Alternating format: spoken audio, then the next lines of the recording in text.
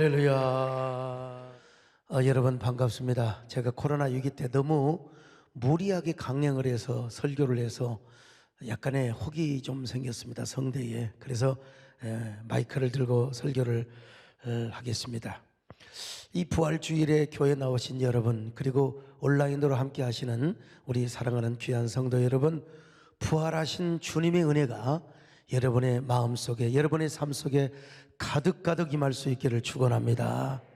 부활주일이라고 몇 주 만에 오신 여러분들 계십니까?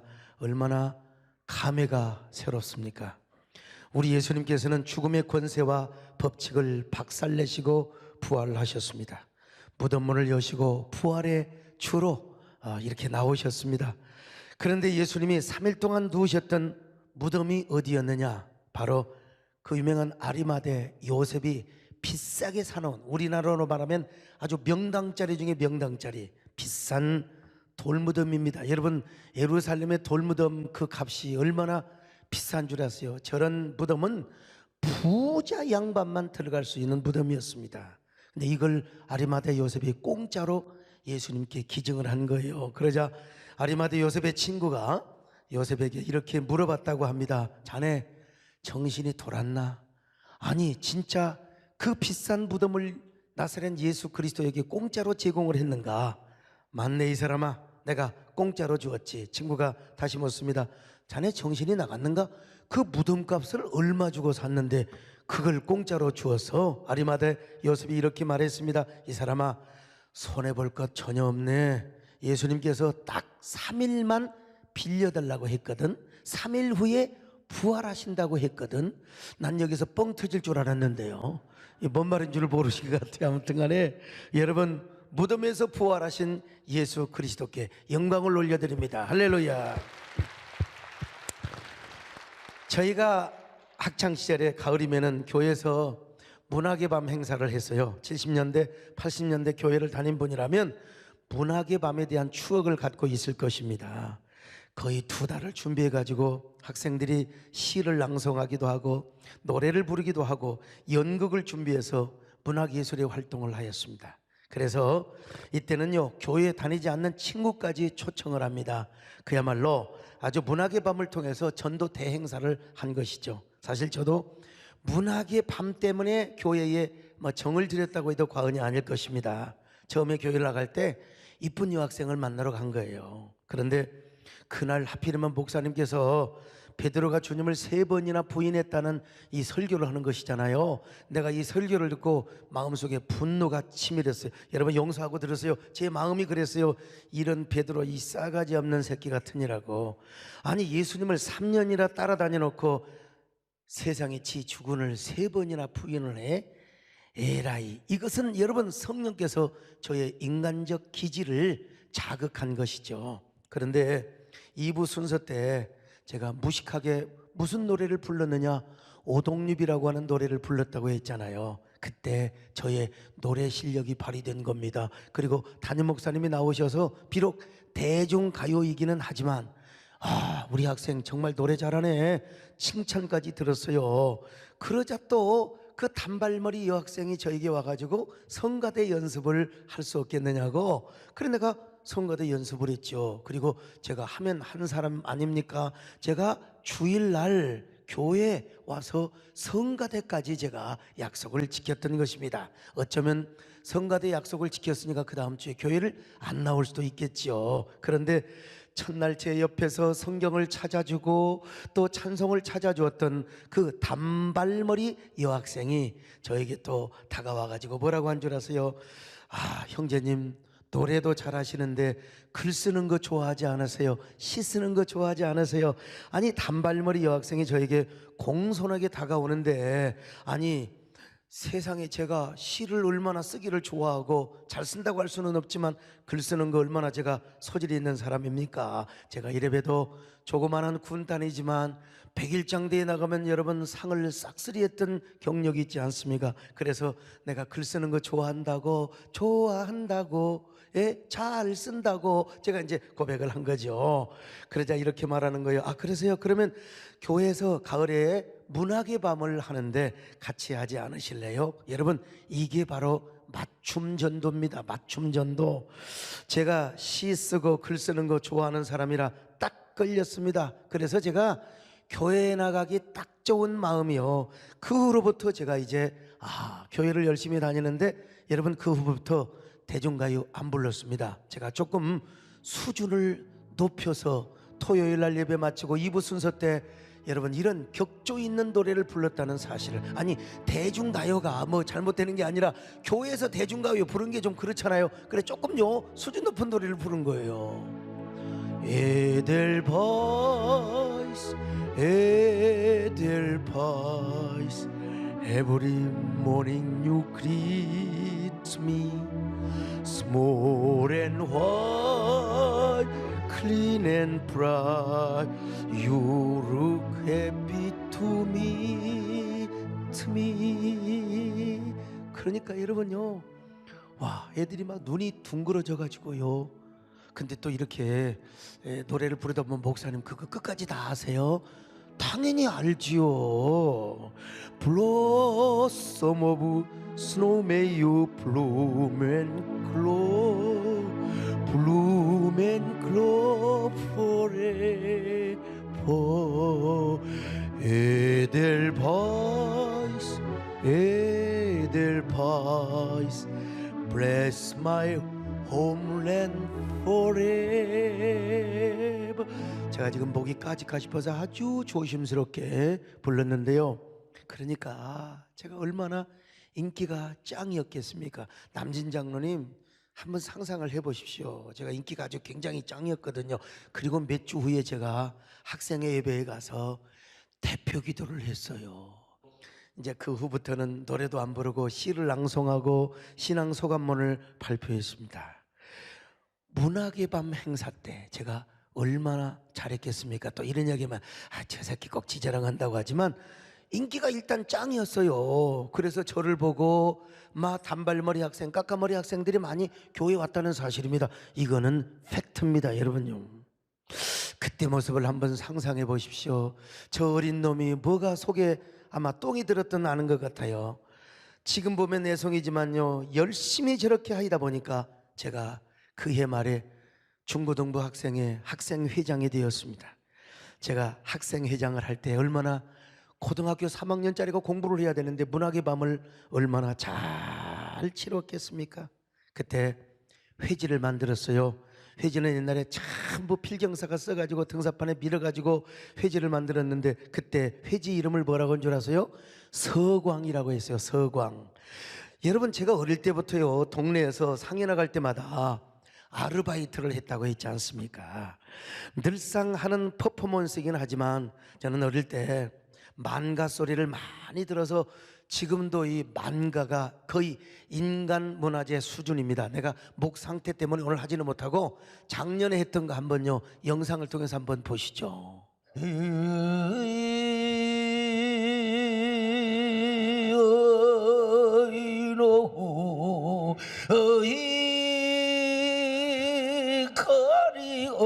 인간 문화재가 따로 없어요, 여러분. 예? 참 가네 나는 가네 정든 집을 두고 나는 가네 어이노 아이고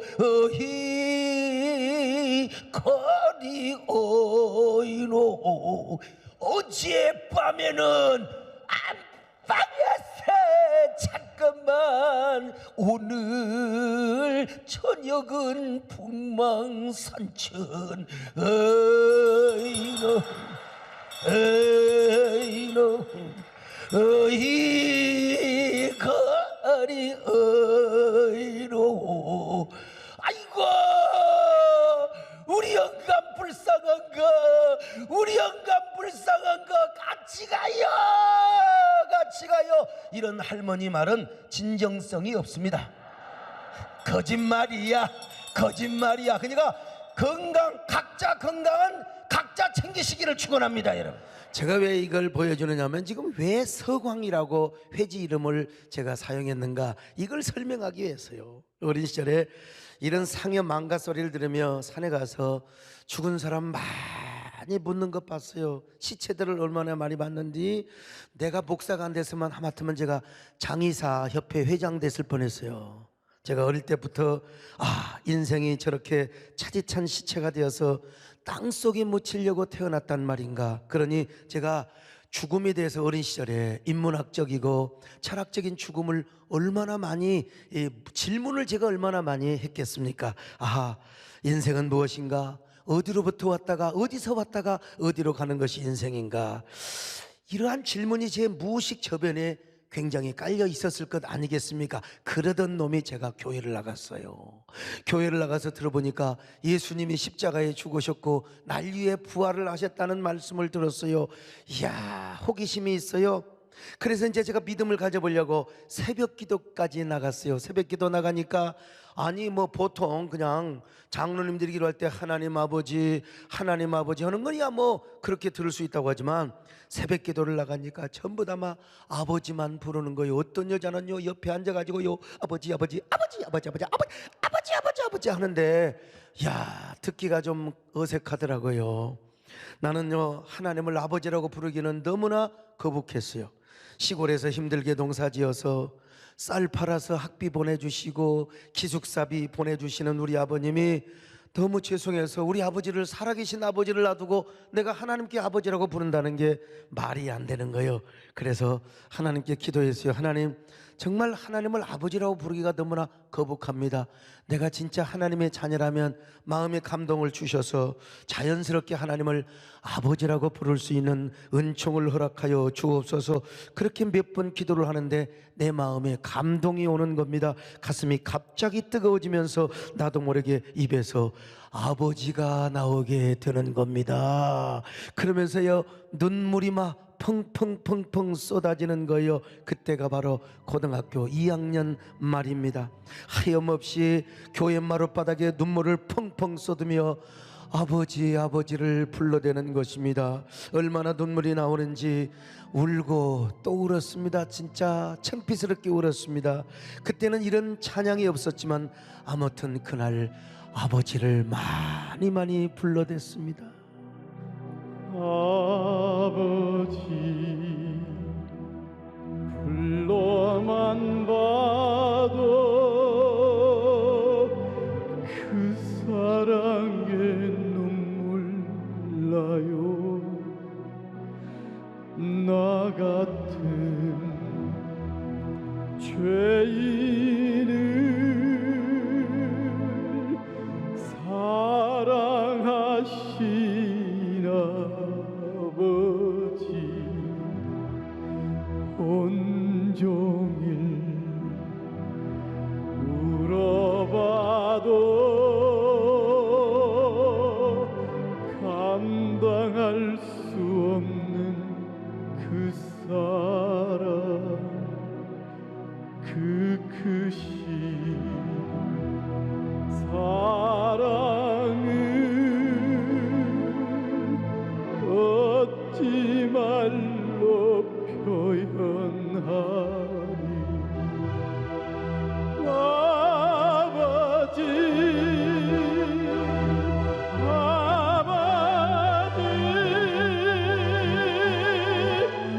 내 영혼 깊은 곳에서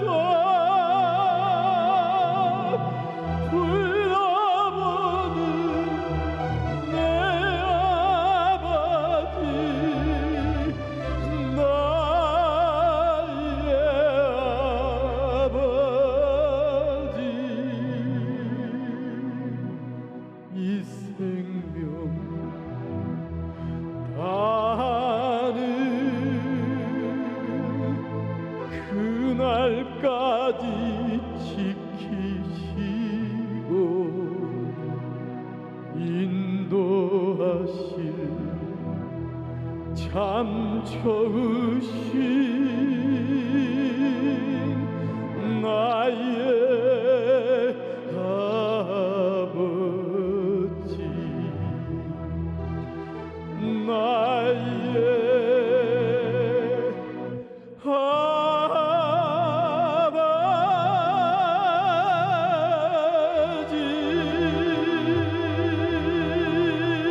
동력의 해가 뜰 때까지 아버지를 부르고 또 부르는데요.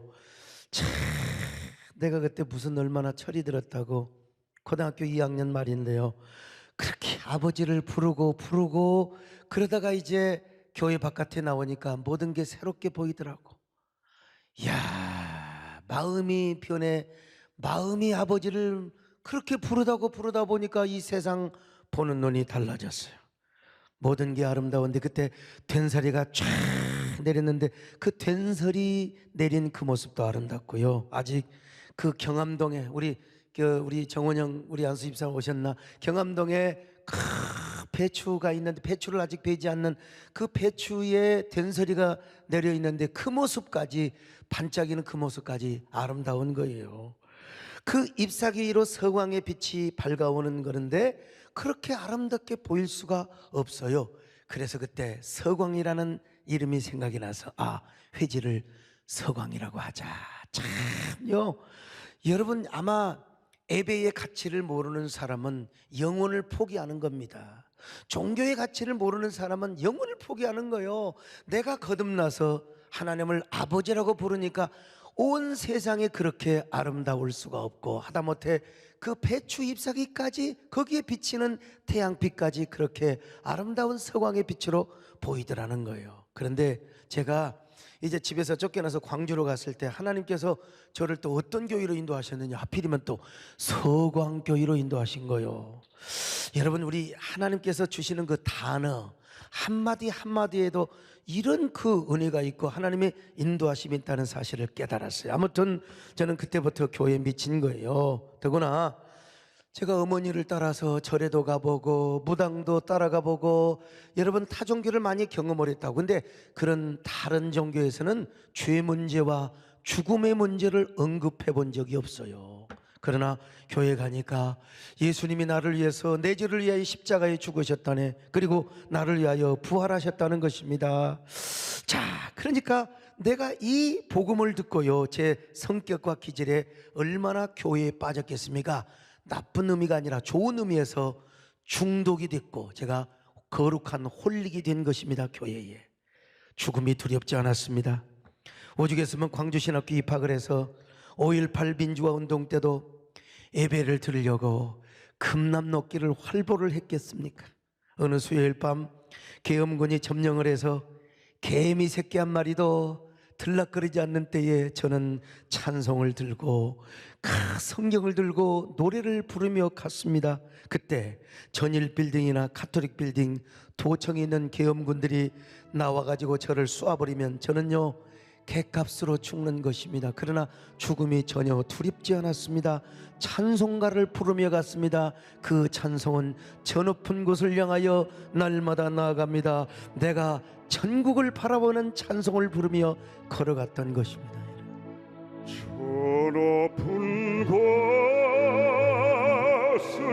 향하여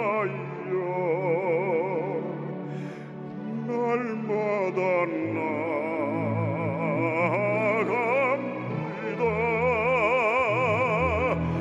내 뜻과 정성 모두와 날마다 기도합니다.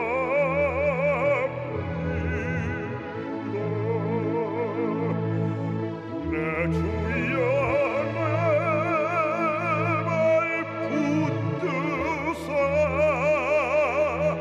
그곳에 있게 하소서. 그것은 빛과 사랑이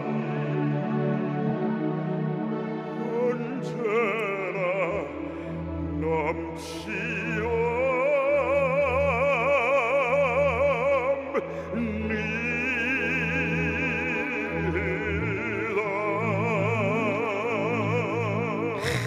20살짜리의 그 신학교 1학년 학생, 얼마나 죽음이 두렵지 않았으면 그 길을 걸어가면서 이런 노래를 불렀겠습니까? 난 내가 봐도 지금 생각해 봐도 참 다시 와도 죽음이 와도 박살날 나의 청춘이여 여러분, 정말 저는 후회되지 않습니다. 죽음을 두려워하지 않았어요. 그러나 부활 신앙이 없는 사람들은 죽음이 얼마나 두렵고 공포스러운지 모릅니다. 사랑하는 사람이 죽으면 얼마나 외롭고 절망스럽습니까? 그래서 세계 모든 이들이 지금 코로나 두려움 속에 살아가고 있습니다. 공포 속에 떨고 있습니다. 코로나 블루, 이 코로나 우울한 분위기에 짓눌려 살아가고 있다 이 말이죠. 오늘 본문에 소개되는 제자가 바로 그런 사람이었습니다. 예수님을 따르던 사람들에게는 예수님이 전부였습니다. 희망이요, 기대였습니다. 예수님은 어느 때인가 무너진 이스라엘을 회복하고 무너진 다윗 왕국을 세울 것이라고 믿었습니다. 그러나 그 예수님이 십자가에 죽었어요. 십자가에 죽었단 말은 저주받아 죽었단 말이요, 나무에 달린 자마다 저주를 받아 죽었다고 율법에서 말하거든요. 그러니까 예수님이 12제자뿐만 아니라 그를 따르던 모든 군중들이 다 절망을 하였습니다. 오늘 본문에 소개되는 두 제자는 12제자는 아니요, 이름이 한 사람 글로바라고 하는 걸 봐서 아마 70문도에 속하지 않을까 이렇게 추측을 해봅니다. 이 두 사람이 예수님의 갈보리야, 저 갈보리 십자가에 죽으신 후에 예루살렘을 떠나서 우울한 마음으로 지금 슬픈 분위기로 지금 엠마오로 향하고 있단 말입니다. 예수님께서 하나님의 저주를 받아 십자가에 죽어버린 이상 예루살렘에 있을 필요가 뭐가 있느냐, 슬픈 기색을 하며 우울한 마음을 가지고 지금 저 엠마오로 내려가고 있습니다. 자, 누가복음 24장 13절로 14절입니다. 시작. 그날에 그들 중 둘이 예루살렘에서 20올이 되는 엠마오라 하는 마을로 가면서 이 모든 된 일을 서로 이야기하더라. 슬픈 기색을 하며 갑니다. 17절 하반절입니다. 시작. 두 사람이 슬픈 빛을 띠고 머물러 서더라. 예루살렘에서 엠마오까지 25리, 여러분 빠른 걸음으로 가지 않으면 한 3시간 정도 걸립니다. 무슨 얘기를 했어요? 나사렛 예수는 우리의 희망이고 우리의 모든 삶의 기대였는데 어쩌면 하나님께서 그렇게 십자가에 죽일 수가 있어? 그런 예수님이 어떻게 저주를 받아 죽을 수가 있다니? 여러분, 그런 얘기를 하고 있는데 부활하신 예수님이 그들과 동행을 하셨던 것입니다. 예수님께서 절망하고 슬퍼하고 있는 그들에게 당신의 부활하신 모습을 보이시려고 그들에게 찾아오셨어요. 격려해 주시고 소망을 주시기 위해서요. 그런데도 불행하게도 그들은 눈에 무언가 씌어가지고 예수님을 예수님으로 보지를 못했던 것입니다. 얼마나 불행한 일입니까? 오늘 15절 16절을 같이 보실까요? 시작. 그들이 서로 이야기하며 문의할 때에 예수께서 가까이 이르러 그들과 동행하시나 그들의 눈이 가리어져서 그인 줄 알아보지 못하거늘. 여러분, 예수님이 왜 그들에게 나타나셨을까요? 내가 부활했다 메롱 놀려주려고 여러분 나타나셨을까요? 여러분, 아니죠.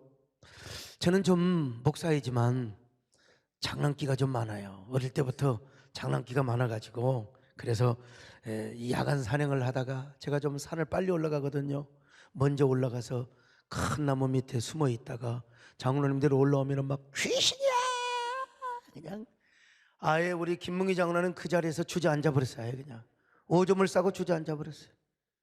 천하의 대통령 수행부장을 했던 우리 저 유성근 장로님도 거반 주저앉을 뻔했습니다. 여러분, 저분이 요즘 테크볼을 한다고 어저께 중앙일보 전면에 그냥 신문에 나오더라고 본데. 그러나 여러분, 우리 예수님은 그렇지 않았습니다.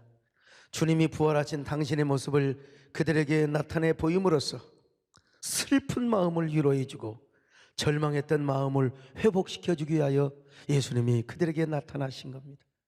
예수님께서 선지자가 말한 대로 바로 예수님은 십자가에 죽은 3일 만에 부활한다고 했잖아. 바로 선지자가 그렇게 예언을 해서 그분은 부활을 했단 말이야. 이렇게 설명을 하고 말씀을 풀어줘도 눈이 가려워서 그가 예수님인 줄을 몰라봤단 말입니다. 눈에 씌어서. 자, 25절로 27절 예수님이 이렇게 설명을 한 거예요. 같이 봅니다. 시작. 이르시되 미련하고 선지자들이 말한 모든 것을 마음에 더디 믿는 자들이여 그리스도가 이런 고난을 받고 자기의 영광에 들어가야 할 것이 아니냐 하시고, 이에 모세와 모든 선지자의 글로 시작하여 모든 성경에 쓴 바 자기에 관한 것을 자세히 설명하시니라. 그런데도 그가 예수님인 줄을 몰라봤어. 이게 말이나 되는 얘기입니까 여러분? 예수님을 3년이나 따라다녔는데 말이지요.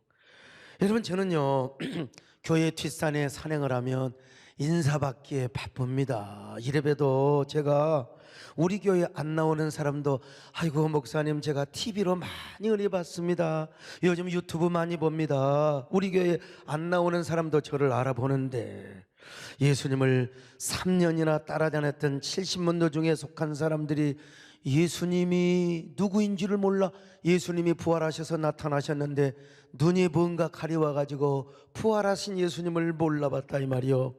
얼마나 절망했으면, 얼마나 슬펐으면, 얼마나 우울했으면 예수님을 예수님으로 알아보지 못했을까요?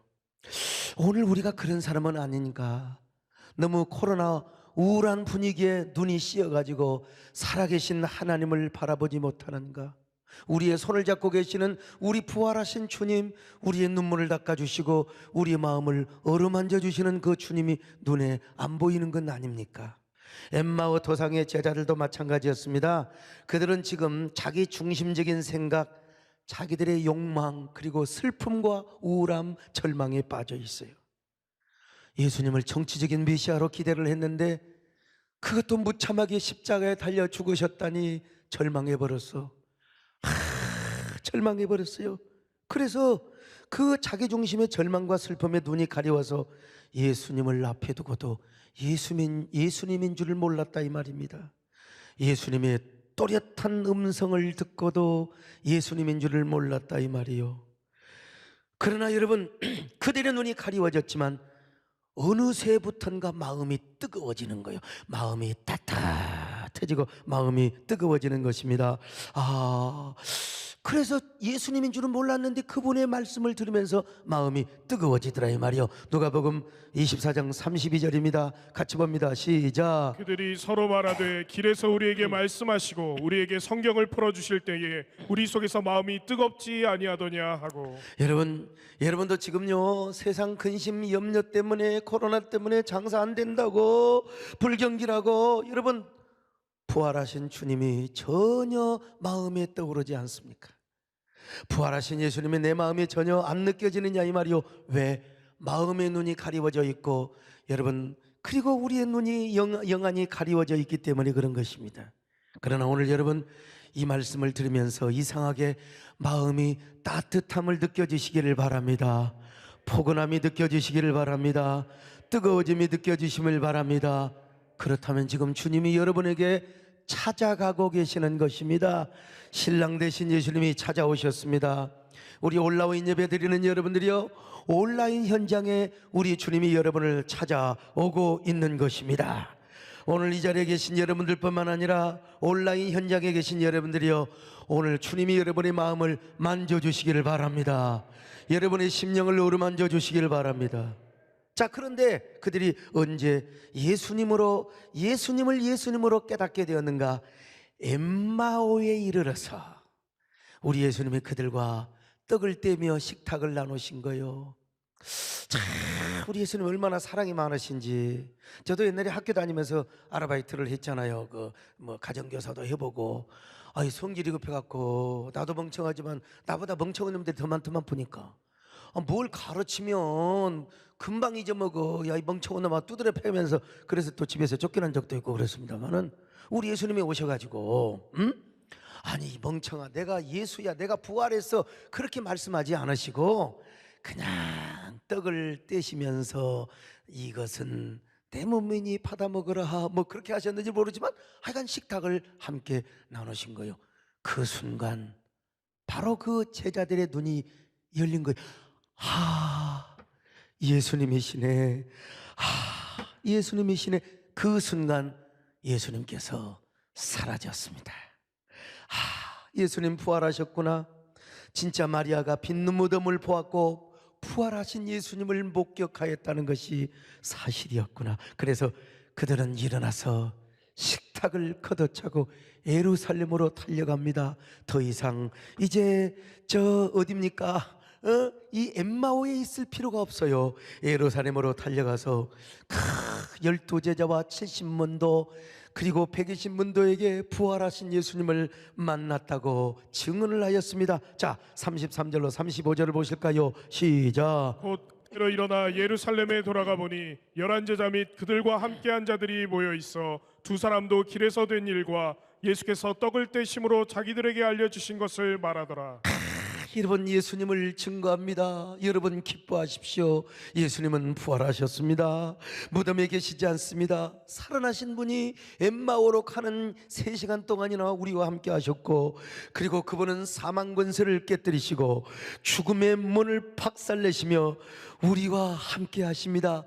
지금 어딘가 우리와 함께 하실 수도 있습니다. 예수님 부활하셨습니다. 이렇게 증언을 하였다 이 말이요. 여러분, 저는요 여기서 슬픈 기색을 하며 엠마오로 내려가는 두 제자의 모습과 부활하신 주님을 목격하고 엠마오에서 예루살렘으로 달려가는 부활의 그 제자들의 모습이 얼마나 대조적이었을까를 상상해 보는 것입니다. 십자가에 죽으신 주님을 목격하며 엠마오로 내려갔을 때 얼마나 처절했겠습니까? 얼마나 그 눈빛과 얼굴빛이 절망스러웠겠습니까? 그 마음은 얼마나 우울했겠습니까? 그런데 여러분, 그 절망스러웠던 제자들이 부활하신 주님을 목격했어요. 부활하신 주님을 만났어요. 떡까지 떼어주며 축사를 했거든요. 가슴이 뜨거워졌습니다. 감격으로 폭발을 할 지경이었습니다. 그러니 예루살렘으로 올라갈 때 그들의 눈빛은 어떤 눈빛이었을까요? 여러분, 예루살렘으로 올라갈 때 그들의 얼굴은 슬픈 기색이 아니었어요. 감격과 기쁨이 폭발하는 얼굴 눈빛이었을 것입니다. 흥분된 기색을 하며 어떤 이야기를 나누며 갔을까요? 둘이서 아마 마주보며 달려갔을 거요. 맞아, 예수님은 부활하신다고 했잖아. 십자가에 죽으시더라도 사흘 만에 부활하신다고 말씀하셨잖아. 우리가 예수님을 잘못 이해했던 거지. 우리의 메시아관이 틀렸던 거지. 그래서 예수님을 예수님으로 보지 못했던 거야. 그러나 살아나셨잖아. 그리고 우리와 함께 하셨잖아. 사셨네. 예수 다시 사셨네. 그런 얘기를 하면서 그들은 아마 이런 노래를 부르며 갔을 거예요. 그런 노래가 없었지만 말이요, 이런 노래를 부르며 예루살렘으로 숨찬 발걸음을 이어갔을 것입니다. 다시 사신 구세주, 나 항상 섬기네. 온 세상 자랑해도 주정령 사셨네. 근혜로운 손길, 부드러운 음성, 내 평생 주님 함께 늘 계시네. 예수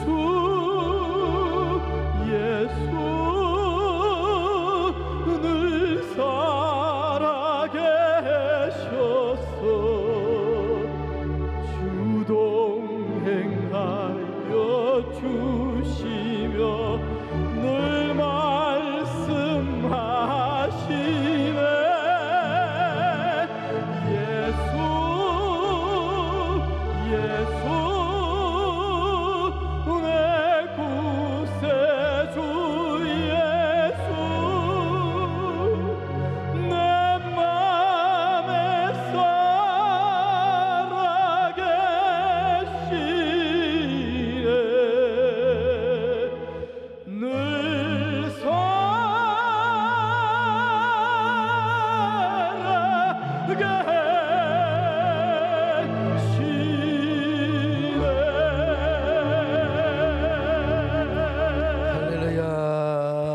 여러분 상상해 보세요. 슬픈 기색으로 저 엠마오로 터벅터벅 걸어갔던 그들이 흥분과 감격의 도가니에 빠져 설레이는 심정으로 사셨다. 우리 주 예수 그리스도가 너 우리와 함께 하신다. 부활하신 예수. 오늘 그 부활하신 예수님이 오늘 여러분과 함께 하시기를 축원합니다. 코로나 위기 때문에 대부분의 사람들이 코로나 블루 우울한 분위기 속에 살아가고 있어요. 그러나 아무리 그런 분위기라 하더라도 부활하신 주님을 만나면 엠마오의 두 제자들처럼 우리는 웃으며 인생길을 걸어갈 수 있습니다. 우울한 마음 버리고 기쁜 마음으로 인생길을 함께 걸어갈 수 있어요. 감격과 흥분을 하며 인생길을 뛰어갈 수 있어요. 여러분 모두 다시 웃으며 인생길을 새 출발하시기를 바랍니다. 다시 웃으며 걸어가시기를 바랍니다. 다시 웃으며 인생길을 걸어가시기를 바랍니다. 유명한 정신과 의사 빅터 프랭클 아시잖아요. 오스트리아 유명한 정신과 의사였는데 유대인이라는 죄 때문에 나치 수용소에 갇혔습니다. 매일매일 유대인 대학살 현장을 목격합니다. 가스실에 끌려가서 그냥 목욕시켜준다고 하고 가스실에 끌려가서 그냥 죽습니다. 그리고 그 죽은 시체는 비누 공장으로 가서 온 몸을 갈아가지고 그 기름을 빼서 기름을 만들었어요. 그런데 빅터 프랭클이 그렇게 죽어간 사람들의 옷을 물려받았어요. 옷을 물려받았는데 그 옷 속에 성경 쪼가리 한 페이지가 탁 발견이 되는 거예요. 그 말씀이 바로 뭐냐? 쇠마의 말씀이요. 이스라엘아 들으라. 여호와는 상천하지에 오직 한 분이시니. 얼마나 아름다운 말씀입니까? 그런데 그 옆에 뭐라고 친필로 써놓은 줄 아십니까? 죽어가는 사람이 용기를 잃지 말라. 용기를 잃지 말라. 그가 만약에 시간적인 여유가 있었더라면 이런 글도 썼을 겁니다. 그래도 웃으며 살아가라. 그래도 웃으며 살아가라.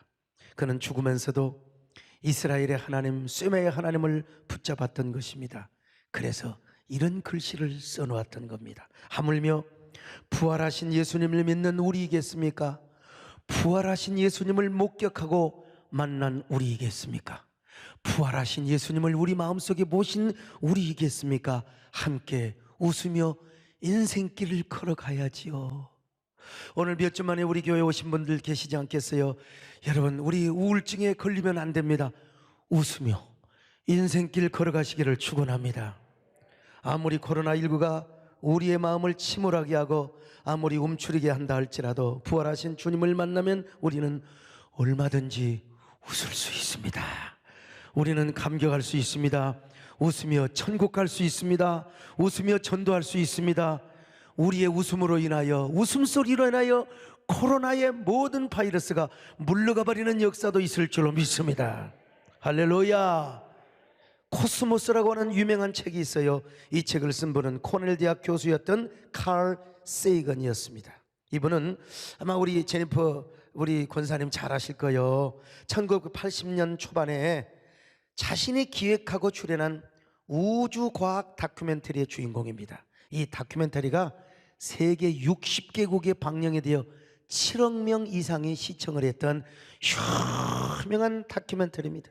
이 다큐멘터리를 책으로 만든 것이 바로 코스모스요. 최근에도 새로운 판이 이게 찍혀졌는데요.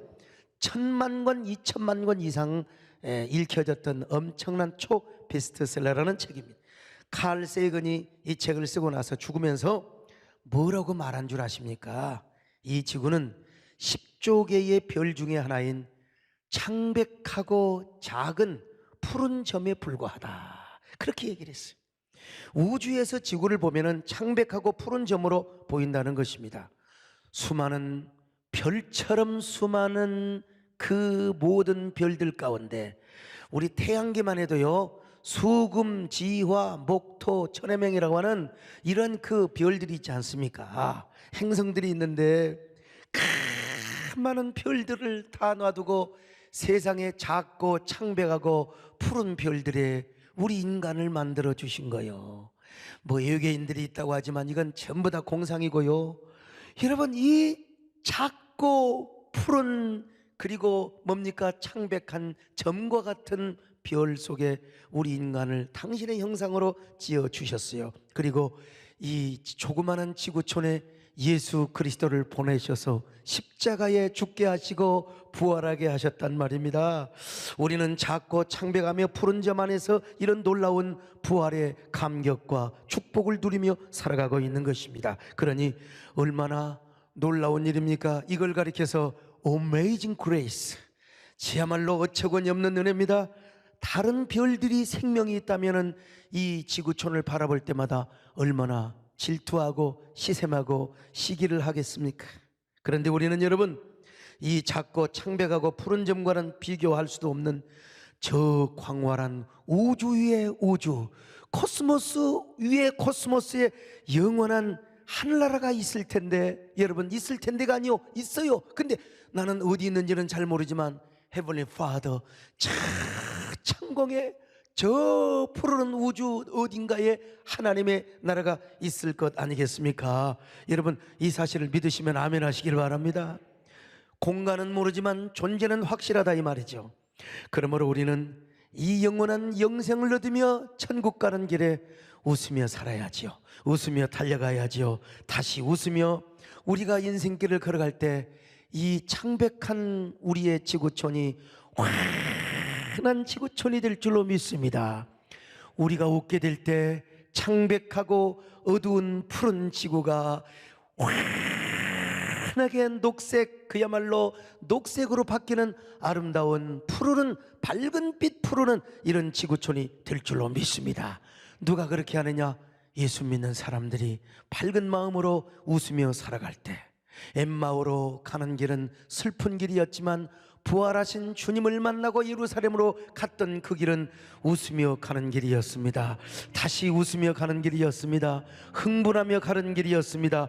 여러분, 우리 모두 이 부활주일에 주님을 만나시길 바랍니다.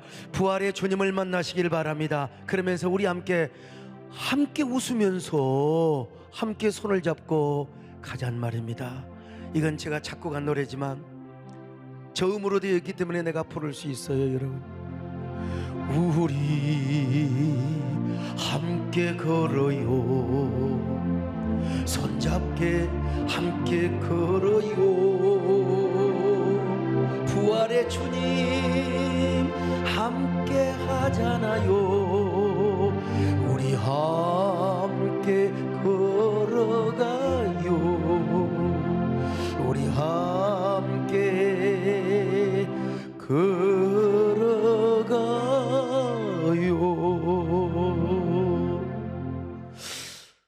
사랑하는 여러분, 그리고 오늘 유튜브로 함께하는 온라인 성도 여러분, 또 TV 방송을 통하여 이 설교를 시청하는 우리 한국교회 교인들이요, 우리가 솔직히 코로나에 너무나 겁을 먹었지는 않는가? 우리 한국교회가 너무나 예배를 쉽게 포기하지는 않았는가? 우리가 이런 생각을 할 필요가 있습니다. 엠마오로 가는 길, 절망하며 실패했던 바로 엠마오의 두 제자, 부활하신 주님을 목격하여 웃으며 예루살렘으로 뛰어갔습니다. 그런 것처럼 이제 우리도 손을 잡고 웃으면서, 물론 사회적 거리를 지켜야 되겠지만 웃으면서 다시 인생길을 출발하십시다. 다시 웃으며 우리가 주님을 경배합시다. 그러면서 무너진 여러분의 신앙을 다시 세울 수 있기를 바랍니다. 무너진 우리의 교회를 세울 수 있기를 바랍니다. 무너져가는 우리 예배를 다시 세울 수 있기를 바랍니다. 그런 저와 여러분 되시기를 주님의 이름으로 축원합니다. 하나님 아버지, 고맙습니다. 감사합니다. 오늘 다시 한번 웃으면서 우리가 인생길을 걸어가게 하시고, 이 일은 인력으로 되는 것이 아닙니다. 부활하신 주님을 목격할 때만 가능할 줄로 믿습니다. 우리 주님과 함께 다시 웃으며 걸어갈 수 있는 저희들 되게 하여 주시옵소서. 예수님의 이름으로 기도 올리옵나이다. 아멘.